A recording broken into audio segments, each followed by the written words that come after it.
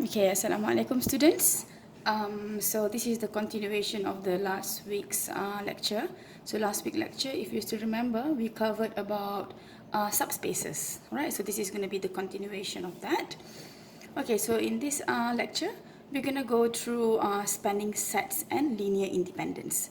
Okay, so these are two important things that you need to know because you have to use spanning and also linear independence to figure out the basis of a vector given to you. Okay, so this is going to be later on used to determine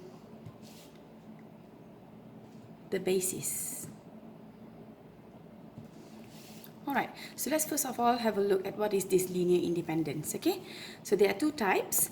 It is either linear dependence or it is linear independence. Alright, okay, so this section begins to develop procedures for representing each vector in a vector space as a linear combination of a selected number of vectors in the space. Okay, so this might be a bit confusing for you, but I've draw this graph representation here. Let's say, for example, this capital V stands for the vector space, which is this rectangle here.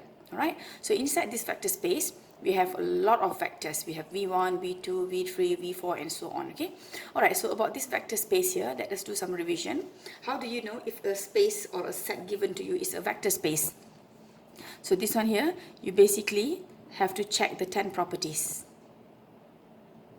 Remember the 10 properties? So you have the addition, which is divided into 5 properties, and then you have the scalar multiplication also divided into another 5 properties. Okay, so if you check the set given to you satisfy these 10 properties here, then the set is a vector space.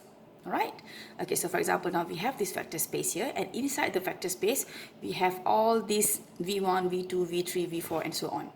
Okay, so this definition says that let v1, v2, v3 until vn be vectors in a vector space, which at the moment I only have until v4, but it can go until up to vn. Okay, okay, so a vector v, so this vector v is different than these vectors here. Okay, so let's say this vector v here, I write it down as this v in the red circle. Okay, so a vector v, this one here, in v, which is the vector space, is called a linear combination of v1, v2 until vn if you can write the v as a scalar multiple of all the v's that you have inside this vector space. Let's say, for example, I have v1, v2, v3, and v4. So I want to write this v here as a combination of all these v that I have. So for example, this v, I want to write it down as c1 v1 plus c2 v2 plus c3 v3 plus c4 v4. So if I can write in this form here for this vector v, then I can say that the vector v is called a linear combination of the rest of the vectors that I have in this vector space. Right? Okay, so this c1, c2, c3, c4 are all scalar numbers. They can be positive or they can be negative, it doesn't matter. Alright, so let's have a look at one example here. So example 1, in R3, why is it R3? Because each of the vectors given to you have 3 coordinates. Alright, so in R3, let v1, v2, and v3 be the vectors given to you. Show that the vector v, so this vector v is actually the one that I circled here. Alright, so show that vector v, 2, 1, 5 is a linear combination of v1, v2, and v3, these 3 vectors. That is, it is linear dependent. Linear dependent means what? Dependent means bergantung. So independent means tidak bergantung. Okay, so kita nak tunjuk, we want to show that this v here depends on v1, v2, and v3. Means we can write in this form here. Alright, so how do you solve that one? Let me grab a piece of paper. Let's try to go through this example here. So this is example 1. Okay, so you are given v1 is 1, 2, 1. v2 is 1, 0, 2. And v3 is 1, 1, 0. And then you are also given this v. Okay, so this v, I'm going to write it here. v is 2, 1, 5.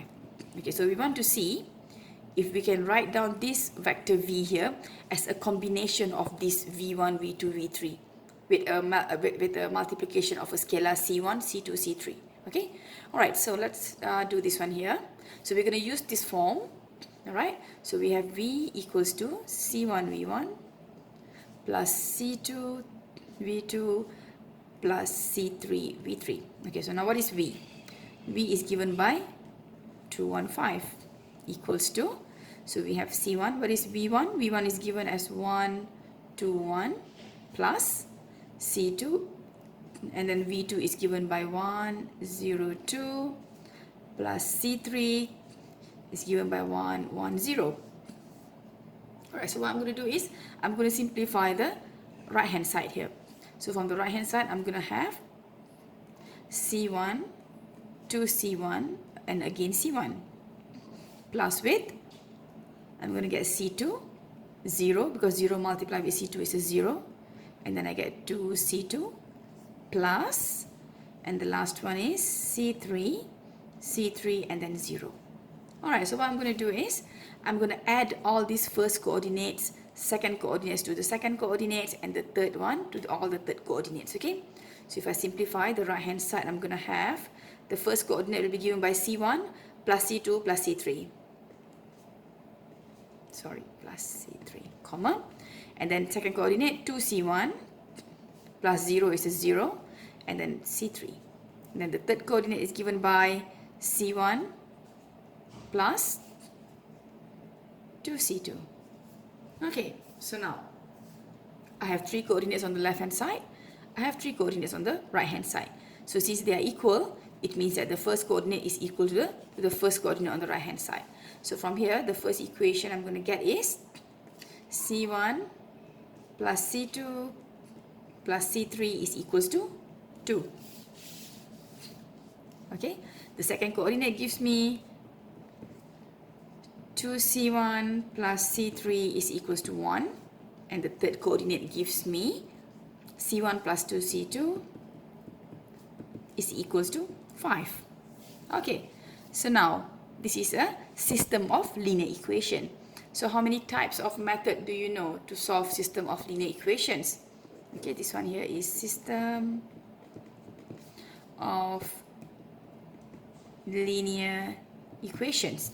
So how many types of method do you know? We can use Gauss elimination. Okay, we can use, okay, the first one was the substitution method. And the third one is the Cramer's rule. So what is our aim here? Our aim here is to find what is the value of C1, C2, and also C3. Alright, so upon doing either one of this method here, you're going to get the answer is C1 given by 1, C2 is given by 2, and C3 is given by -1. Okay, so if you take these scalar values here and plug into this equation here, you can write V now is equals to C1 is 1 plus with 2 V2 and then minus V3. So you see this V, which is this one here, you can write as a linear combination of these 3 vectors. Okay, which in such a way that you will have V1 plus 2V2 minus with V3, you will get this vector V. Okay, so then you can say that this vector V is linear dependent on this V1, V2, V3. Alright, so V is linearly dependent on V1, V2, V3 such that you can write this equation here. Right? Okay, so now let's have a look at the second definition. So the vectors V1, V2 until Vn in a vector space V, so it goes back to the same diagram that I have illustrated here, are said to be linearly dependent if there exists constant C1, C2 until Cn, not all 0, such that you will have C1 V1 plus C2 V2 plus Cn Vn is equals to 0. Okay, so let's just finish reading the definition first and then I will simplify this, okay? So otherwise, V1, V2, Vn are called linearly independent. This one is dependent, this one is independent. That is V1, V2, Vn are linearly independent whenever you have this one here. Okay, if you try to write this to be equals to 0, we will have that all the scalars are equal to 0. Right? So let me just sketch the summary of this definition too. So linearly dependent implies that C1 V1 plus C2 V2 plus Cn Vn equals to 0, where not all C1, C2 until Cn are 0. Okay, means this C1, C2 until Cn, they are scalars, they are numbers. They can be 1, 0, 1, they can be 1, 2, 3, it doesn't matter, as long as not all of the scalars are 0. On the other hand, if it is linearly independent, then if you write C1 V1 plus C2 V2 plus Cn Vn equals to 0, when you solve this, you will have that C1 is equals to C2 equals to Cn, and all of them are equals to 0. Alright, so this is the difference between linearly dependent and linearly independent. Alright, okay, so let's have a look at this example here. You have E1 equals to 1, 0, E2 equals to 0, 1. So E1 and E2 are vectors. Alright, so then remember, first thing is that you need to write like this. You need to write the scalar multiplied with the first vector plus a scalar C2 multiplied with the second vector equals to 0. So this part here on the left hand side, it depends on how many vectors are given to you in the question. If you're given 2 vectors, you will only have 2 scalars, C1 and C2, and so on, okay? Alright, so if you sub E1 and E2, you will have C1, 1, 0 plus C2, 0, 1, and that is equals to 0. And this 0 here is actually also depends on which R are we working in. So if you notice this one here, we are working in R2. Why we are working in R2? Because there are only 2 coordinates. Alright, so this 0 here, you can also write as 2 coordinates. You will get 0, 0. Alright, so if you simplify the left hand side, C1 multiplied with 1, you get C1. C1 multiplied with 0, you get 0. Plus C2 multiplied with 0, you get 0. C2 multiplied with 1, you get C2. Equals to 0. Okay, so this 0 is again in R2. Alright, now it goes back to the same concept. First coordinate compares with the first coordinate on the left hand side and right hand side. Second coordinate compares with the second coordinate on the left hand side and right hand side. Alright, so on the left hand side you will have C1 plus 0, which is just C1. And the second coordinate is 0 plus C2, which is just C2. And on the right hand side, this is equals to 0, 0. Okay, so from here you will have C1, C2 is equals to 0, 0. In other words, you can see C1 is equals to 0, C2 is also equals to 0. So both of the scalar values are equals to 0. So if you go back to the definition of this one here, if all the scalars are equals to 0, it implies that it is linearly independent. Alright? From here, you can make a conclusion that the vectors E1 and E2 are linearly independent. Why? Because all the scalars C1, C2 are equal to 0. Right? Okay, let's have a look at one more example. You are given these 2 vectors, and these 2 vectors are again also in R2. You have E1 and E2 here. And then, so now we want to write like this. So from here you're going to have C1 E1 plus C2 E2 equals to 0. Remember, we have to equate to 0, okay? And then only check if the scalar given to you C1 and C2 are all zeros or if they are not all zeros. Alright? Okay, so C1 multiply with 1, 2, because E1 is equals to 1, 2, plus C2, E2 is equals to 0, 1. And this is 0 vector in R2, so you can write it as 0, 0. Okay, so if you simplify the left hand side, you're going to get C1, comma, 2C1 plus with C2 multiplied with 0 is 0, C2, and this is equals to 0, 0. We're going to further simplify the left hand side. We can have C1 plus 0 is given by C1, and then 2C1 plus C2. This is equals to 0, 0. Okay, so if you equate the coordinates on the left hand side and the right hand side for the first coordinate, you will get that C1 is equals to 0. Okay, and then the second equation gives you 2C1 plus C2 is equals to 0. We know that C1 is equals to 0, so you get 2 multiplied with 0 plus C2 equals to 0. This is a 0, so you get C2 is again equals to 0. Alright, so both scalars in this example also are equals to zeros. Thus you can say that the vectors E1 and E2 are linearly independent. Alright, why? Because all the scalars are equals to 0. Okay, let's have a look at one more example. Example 4, so you have E1, E2 and E3. Okay, so what dimension are we working with? We are working in R2. Why is it R2? Because we only have two coordinates, x1 and x2. Alright, so the same thing here. I'm going to write C1 E1 plus C2 E2 plus C3 E3. Remember, the scalar C1, C2, C3 depends on how many vectors we have. Like here we have 3 vectors, so we're going to have C3.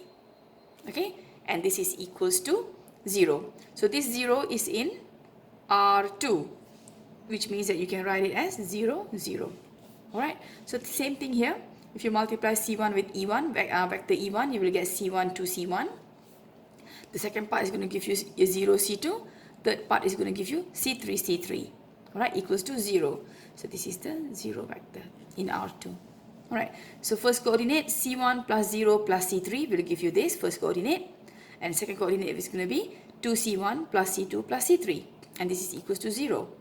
Alright, so from here you're going to have two linear equations. The system of two linear equations. Alright, so if you see with this system of linear equation, there's a problem. Why? Because we have more variables than equations. Alright, so we have more variables. How many variables we have? We have C1, C2, C3, but then the equations we only have 2. Alright, so then the solution to this system is C1 equals to negative C3 and C2 is equals to C3. If you notice, this one here falls under the category of infinitely many solution. Why? Because as you vary the value of C3, C1 and C2, the value of C1 and C2 are also going to be varied, right? Where C3 is any number. Okay, so in particular, we will have, so if you sub C3 equals to 1, okay, this C3 equals to 1. So now C1, C2, C3 is going to be what? If C3 is equals to 1, C2 is equals to C3, so that is also going to be 1. And C1 is equal to the negative of C3, which is going to be negative 1.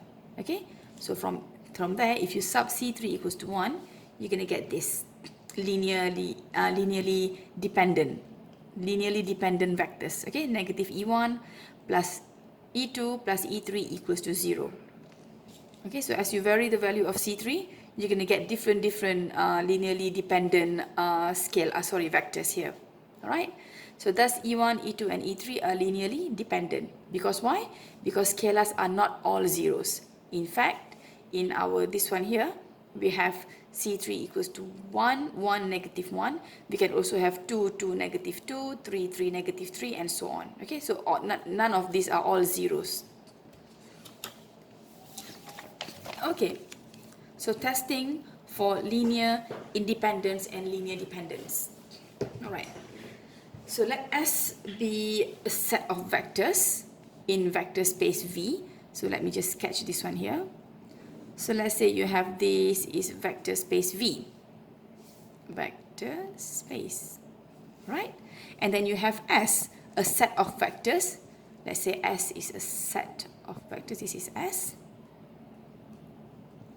Set of vectors. So inside here you have V1, V2, V3 and so on until Vk. Alright. To determine whether S here is linearly independent or linearly dependent, we can use the following steps. Okay. So let's see. From the vector equation C1, V1, C2, V2 plus Ck, Vk equals to 0, write a system of linear equations in the variable C1, C2, Ck minus 1 and Ck. Okay. For example, if you have here until V4, so this is going to be C1, V1, C2, V2 plus C3, V3 plus C4, V4 equals to 0. Right? So use Gauss elimination method or you can also use substitution method, or also you can also use Cramer's rule, it doesn't matter, to determine whether the system has a unique solution or not. Okay, so this one here actually goes back to the concept of, I think it's better for you to use Gauss elimination method. That's right, because from here you can see what type of solutions you're going to get. Okay, so let me just refresh a little bit here. So if you have 0, 0, 0, 6, this one is no solution, all right? And if you have 0, 0, 0, 0, this one is infinitely many solution. And the last one is, if you have 0, 0, 1, 6, and this one is unique solution, right? So this one is under the second step. Okay, so if the system has only trivial solution, so trivial solution here means that all the scalars are 0, then the set S is linearly independent. Okay, so if you see these steps here, actually they go back to the previous slide, which is this one here. Okay, so if all the scalars are 0, we will have a linearly independent case, where if we have C1, C2, the scalars are not all zeros, then it goes back to the linearly dependent case. All right. So if C1, C2 until Ck are all 0, then set S is linearly independent. If the system also has non-trivial solutions, then set S is linearly dependent. So non-trivial solutions here means that, let's say for example C1 is 1, C2 is -1, C3 is -4, and so on. Okay, not all of them are zeros. Then this one goes back to the case of S being linearly dependent. Okay, so I have listed down here, summarized here the notes. So trivial solution means that, okay, trivial solution here means that all the scalars are 0, which implies linearly independent. Non-trivial solutions means that C1, C2, C3, Ck are not all zeros. Some of them might be zeros, but most of them are not zeros. Alright? And this one goes back to the case of linearly dependent. Okay, so now I believe you know what is the definition of being linearly independent and also linearly dependent. Alright? So we are done with that. So remember, I would just like to emphasize again, based on this one here, there are two things that you're going to learn now. Okay, one is the spanning sets, and the other one is linearly independent. So the linearly independent part is done. So now we're going to have a look at the other one, which is spanning sets. Okay, so let's move on with the spanning.